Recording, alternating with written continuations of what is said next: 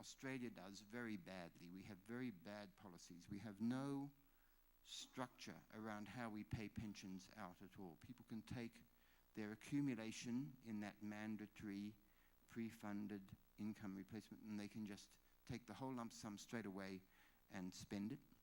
Most don't do that, of course, but nevertheless, the lack of a structure, the lack of a regulatory structure, the lack of any kind of public coordination, I think is a major drawback in the Australian context.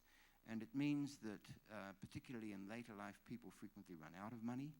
Sometimes you find that people withdraw from the labour force and then seek to re-enter it as they ran out of money, and that's a very difficult thing to do at late ages.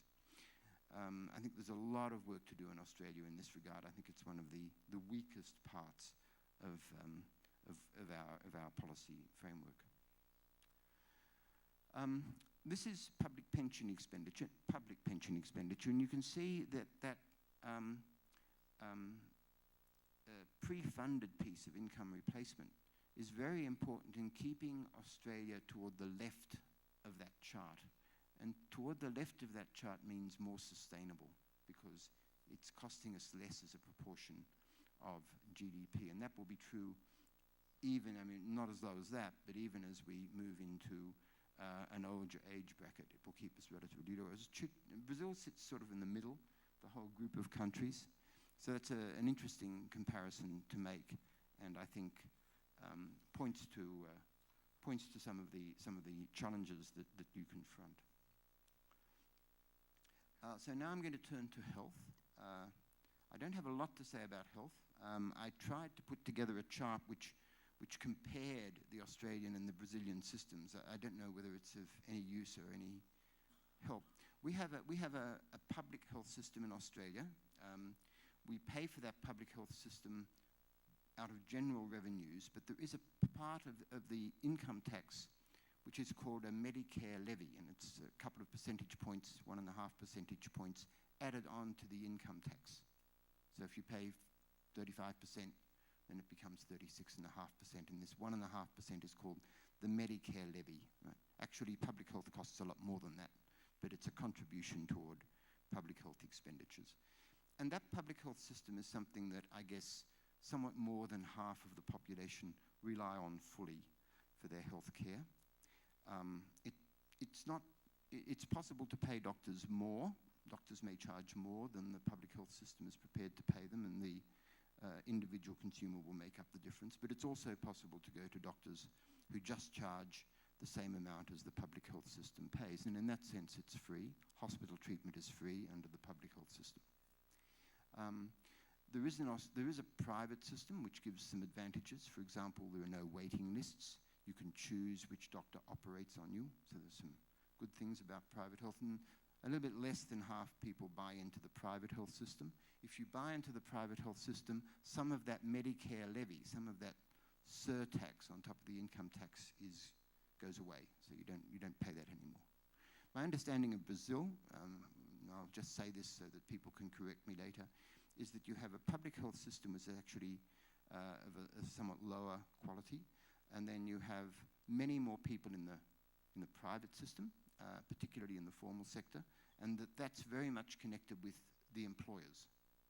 Whereas we don't have anything connected with employers in Australia. It's all individual buy-in when it comes to private health insurance. So that's that story. If we look at health needs, this is the number of people who die from non-communicable diseases. And so the implication is that if you have a very low number here, then a much larger number are dying from communicable diseases. So I was very interested to see Guterres' charts and try to reconcile this chart, which came from the World Health Organization, with Guterres' figures from before.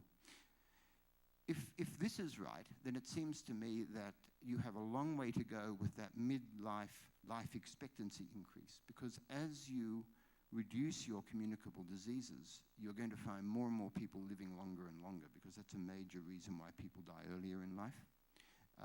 And that means that your longevity story has some distance still to play, and that is, I guess, a further imperative in trying to understand what the implications are of this changing demographic. Health expenditure, this is total health spending, is about the same in Brazil and Australia as a proportion of GDP.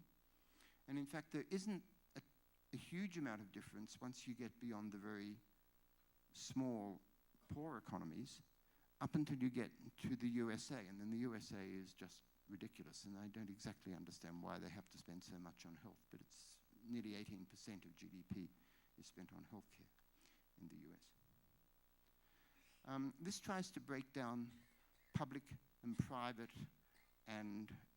insured and then out-of-pocket expenses, and looks at that, and once again you can see the green and the red. And I was looking at the public piece, and it interested me in Brazil. It seems to me that actually the public piece is a proportion of the total.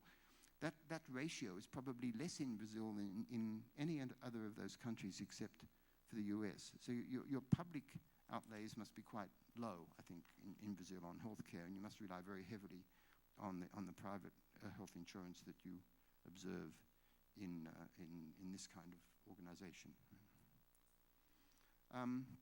Finally, let me talk about aged care, which is something which every country looks at and worries about, right? Because it's kind of the frontier. It's the new frontier of population aging, and most countries haven't reached there yet. Perhaps Japan is a country where aged care is becoming much more of an issue, but most countries haven't got there yet, and so there's a lot of policy debate. Australia is just about to enter a 5-year, 8-year kind of reform process, and its bare bones have been laid out already.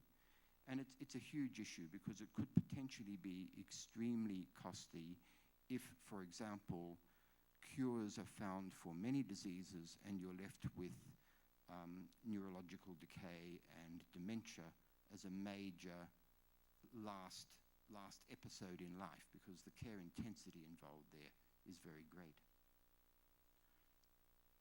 So what I have here is the Australian story. And you can see that we try and keep people where we can in their homes. We have various kinds of funding mechanisms. I think the important things to remember about aged care are the following: that aged care has traditionally been provided primarily informally within families. Because of the decline in fertility, that resource will be scarcer in the future than it was in the past. And as well, the primary conduit has been women. Women have provided most of the aged care. Many more women are now in paid work than has been the case in the past. And that has meant those two things in combination mean that you've got to think about much more formal systems of aged care provision, because the informal arrangements which have traditionally been there will not be there anymore. And that's, I guess, the worrying part of the fiscal equation when it comes to aged care. There are some upsides to the aged care story, I think. There is a story about what we call morbidity compression. So Guter talked about healthy aging. Now, there is some evidence that healthy aging means that you are requiring aged care for a shorter period. Right? So there's a kind of collapse. It's not completely clear, but that seems to be the consensus currently. And that, of course, means that costs of aged care will be less. And as well as that, there are other forces which operate in that direction. There are better techniques of keeping people in their homes as they age than before, particularly through IT, all sorts of monitoring devices and so forth. And as well as that, in many countries, the gender gap between males dying and females dying is diminishing. And as that diminishes, it will mean that couples will be able to provide mutual support for a longer period, and there'll be a shorter period where one partner is left alone. And if that's the case, then once again, you're going to find that aged care costs will be less. So I don't think this is a disaster, but there is less firm evidence about trends which might reduce aged care expenditures than there are about trends which might increase them. And for that reason, it's considered to be something of a kind of danger zone, I guess. Here we can see where the residential care versus community care split. And I've got Australia there. Brazil seems not to have reached there at all. Brazil's that little dot way over on the left. So I don't know what's happening with aged care in Brazil. Maybe you're still at the stage where you're relying very heavily on informal care, and therefore it doesn't enter into the formal statistics in the way some other countries have. I'll go past the slide, I think. So now let me come to what I was asked to talk about in the first instance, which is fiscal projections. So to get a fiscal projection, what the idea is, well, if we think about policy stances as I've described them, and then we think about a change in demographic structure, a demographic transition as we anticipate will happen, what's going to happen to our budget balance, right? And we usually express this as a proportion of GDP. So the first thing you do is you think about, well, what's going to happen to GDP? Because GDP would itself be affected by these population aging changes. And then once you get past that, you can start looking at those three areas on top of this ratio in the denominator, pension, health, and aged care cost. So that's the exercise, the intergenerational report, which comes out periodically in Australia every 3 or 4 years. So here is an equation. So we have GDP. So the 3 Ps are there. So if you look on the right-hand term, that population 15 plus, that's the population piece. Right? If you look at the second last term, that's participation. Right? The first term, GDP over hours worked, right? That's labor productivity. Right? And then the 2 terms in the middle there, hours divided by employment and employment divided by labor force, is sort of like participation. It's sort of participation intensity. So not only are people participating, they're participating with a certain intensity of hours worked. So the 3 Ps fit very neatly into this kind of breakdown. And if you put all that together, you can see how those various trends have been identified in the charts I've presented to you so far. That gives you a way of predicting or projecting GDP change as a result of demographic change. So that's the denominator. So here's the numerator. And the numerator, we begin with pension expenditure, and you can see we project superannuation assets, then we predict what will happen to the age pension as superannuation assets expand and there's less pressure on the age pension. But the age pension, we take account of policy change. For example, we're increasing the access age from 65 to 67. That will reduce costs some, but we keep it at a constant 28% for a single person of average earnings. That means that costs will go up as wages go up. So all this is taken into account, and then we add in disability costs, and that gives our pension expenditure. That's the first piece of the numerator. And then we get to health expenditures, and the important thing I think about health expenditures here is that if you look at the contributions of actual demographic change and then the whole thing, actually the non-demographic changes are going to contribute more to increases in health expenditure than the demographic changes.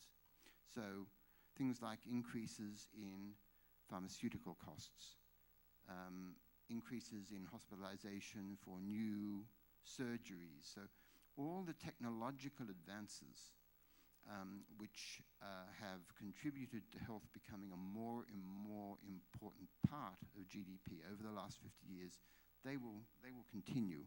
And so the cost of health is actually, although demographic change is important, because you end up dying and it's in the couple of years before you die, whenever it is you die, that you incur the most expenditures. Someone told me a quarter of all health expenditures occur in the last year of life. I don't know whether that's true, but that kind of idea. In some sense, it doesn't matter when you die. You can live longer and then die, and it's actually the year you die where the cost lies. So the demographic part of this is less important than the other part. So another way of thinking about this is to think about the various components, pharmaceuticals and so forth, and this is in fact the way the fiscal projections are carried out. So you look for the next 10 years and you look at all these components of healthcare expenditure, right? And then you aggregate that into a single model and you just give some tractability to the story further out by looking at what's happening to total health spending in the light of both those technical changes and the demographic change. So that's how that's the second piece of the nominator. Right?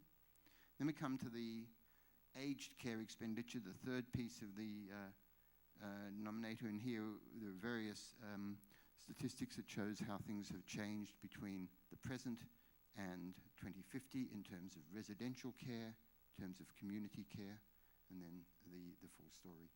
So that's the aged care expenditure piece, and I mentioned some of the difficulties that I think attend this in terms of estimation.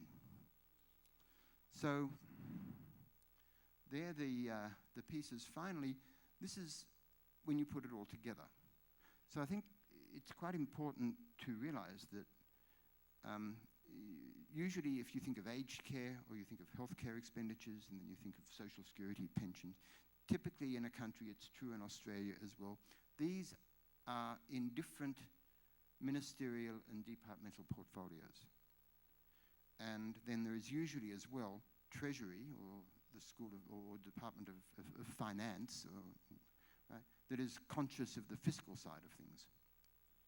I think one of the advantages of the exercise of the Intergenerational report is that it provides a framework where any one of those components can be seen as one part of an overall story of an aging demographic. So here I have two sets of projections. One was published in the 2007 report, and the 2007 report was before the global financial crisis. So we were running a surplus, life looked pretty good, that's the brown line, right? And then you can see gradually it became a deficit as we moved into later life. Obviously there was something we were going to have to do to correct that. We would have to increase the consumption tax, something to correct that, but you could see where it was going. And then the global financial crisis struck, and then we released another report in 2010. As a result of the global financial crisis, for the first time in quite some time, we started running deficits. So there was quite a lot of stimulus spending to keep Australia buoyant in those first 2 or 3 years. And that stimulus spending ran 4 or 5% initially of GDP as a deficit. So it was quite a significant deficit. But we've now moved away from that. This year we're just about balancing our budget, and the idea is we should move into surplus in future years. And we've made other changes. So we have, for example, increased the pension access age from 65 to 67. There are a lot of different changes that we've made.